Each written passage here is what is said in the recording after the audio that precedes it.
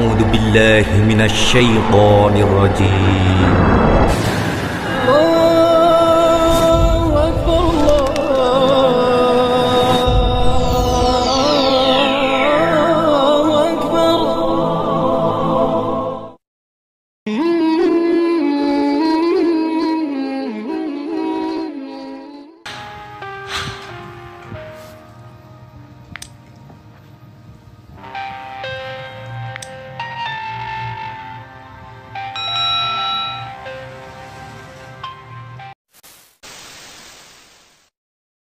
Assalamualaikum warahmatullahi wabarakatuh. Sahabat beriman, alhamdulillah pada video kali ini kami akan membahas tentang kisah singkat Nabi Ishak alaihissalam. Sebelum kelahiran Nabi Ishak alaihissalam, Siti Sarah dan suaminya Nabi Ibrahim alaihissalam mendapat kabar gembira dari Allah Subhanahu wa Ta'ala melalui malaikat Jibril. Dalam pesan itu, malaikat Jibril menyampaikan pesan bahwa Siti Sarah akan melahirkan seorang anak laki-laki bernama Ishak yang kelak akan menjadi seorang nabi. Namun, Siti Sarah tersenyum karena merasa heran dan aneh. Dia merasa aneh karena tidak mungkin dia dan suaminya dapat memberi keturunan jika usia mereka sudah cukup tua, yaitu Siti Sarah berusia 90 tahun dan Nabi Ibrahim alaihissalam berusia 100 tahun. Nabi Ishak alaihissalam pun akhirnya terlahir di kota Kan'an pada tahun 1761 sebelum Masehi. Nabi Ishak alaihissalam merupakan anak kedua dari Nabi Ibrahim alaihissalam dan Siti Sarah setelah Nabi Ismail alaihissalam. Bersama Nabi Ismail alaihissalam, ia menjadi penerus ayahnya untuk berdakwah di jalan Allah Subhanahu wa Ta'ala. Ketika Nabi Ibrahim alaihissalam telah sangat tua, Nabi Ishak alaihissalam belum juga menikah. Nabi Ibrahim alaihissalam tidak mengizinkan Nabi Ishak alaihissalam menikah dengan wanita Kan'an karena masyarakatnya tidak mengenal Allah dan asing terhadap keluarganya. Karena itu, Nabi Ibrahim alaihissalam memerintah seorang pelayan untuk pergi ke Haran, Irak dan membawa seorang perempuan dari keluarganya. Perempuan yang dimaksud itu adalah Ribqah binti Batnail bin Nahur, saudara Nabi Ibrahim alaihissalam yang kemudian dinikahkan dengan Nabi Ishak alaihissalam.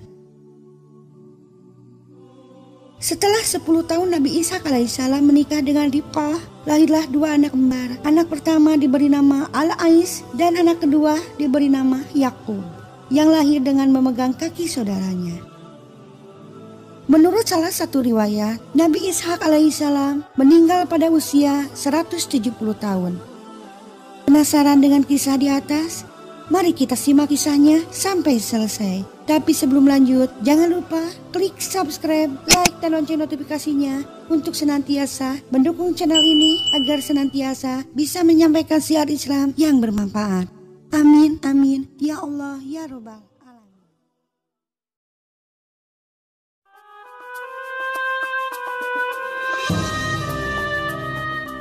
Kawan-kawan yang dikasihi oleh Allah sekalian, Nabi Ishak alaihissalam merupakan anak kedua Nabi Ibrahim alaihissalam hasil perkahwinan dengan isterinya yang pertama, iaitu Siti Sarah.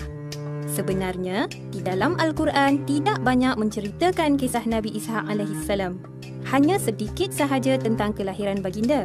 Allah Subhanahu wa Ta'ala memuji Nabi Ishak alaihissalam sebagai seorang anak yang alim dan sebagai seorang Nabi soleh. Kelahiran Nabi Ishak alaihissalam amatlah dinantikan oleh Nabi Ibrahim alaihissalam dan Siti Sarah.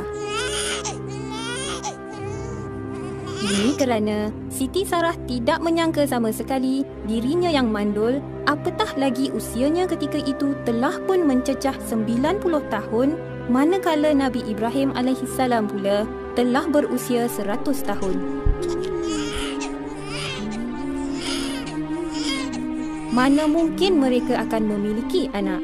Namun Allah Maha Berkuasa. Tiada apa yang mustahil baginya.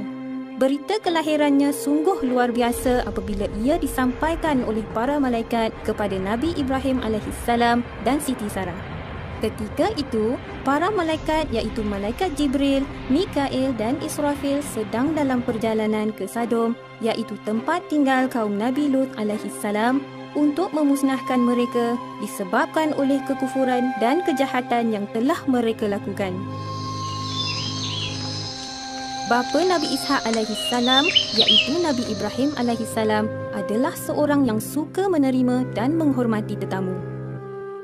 Semasa para malaikat berkunjung ke rumahnya, Assalamualaikum warahmatullahi. Waalaikumsalam. baginda telah menghidangkan daging sapi bakar yang baru disembelihnya. Tetapi pemuda-pemuda itu tidak mahu menjamahnya.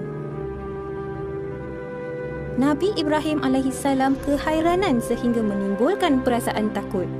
Para malaikat menyedari akan perasaan Nabi Ibrahim alaihissalam lalu berkata, "Jangan takut. Sesungguhnya kami adalah para malaikat yang diutuskan kepada kaum Lut. Isterinya berdiri lalu tersenyum. Yakni di sana kami sampaikan berita gembira tentang kelahiran Ishak dan sesudahnya lahir pula Ya'qub." Alangkah gembiranya hati Siti Sarah mendapat perkabaran itu. Tidak dapat digambarkan perasaannya ketika itu. Allah Subhanahu wa Ta'ala telah memakbulkan doanya dengan menganugerahkan seorang cahaya mata. Kawan-kawan, ketika itu saudaranya Nabi Ismail alaihissalam telah pun berumur 14 tahun. Masya Allah, Allah Maha Berkuasa.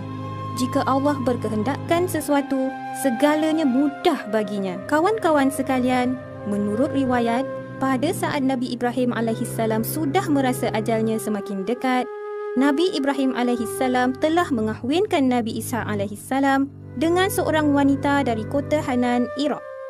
Wanita tersebut adalah Rofika binti Bitawil bin Nahur. Nahul adalah saudara kandung Nabi Ibrahim alaihissalam. Ini bererti Rofika adalah cucu saudara Nabi Ibrahim alaihissalam. Genap 10 tahun perkahwinan mereka, Allah Subhanahu wa Ta'ala telah mengurniakan kepada mereka sepasang bayi lelaki kembar. Yang sulung diberi nama Al-Ish, manakala yang bungsunya diberi nama Ya'qub.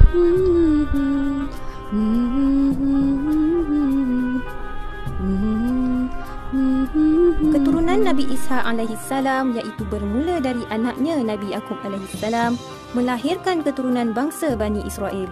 Manakala Al-Ish pula melahirkan keturunan bangsa Romawi. Nabi Ishak alaihissalam hidup selama 180 tahun dan setelah wafat, baginda dimakamkan oleh anaknya Al-Ish dan Nabi Ya'qub alaihissalam serta ayahnya Nabi Ibrahim alaihissalam di kampung Al-Mughirah.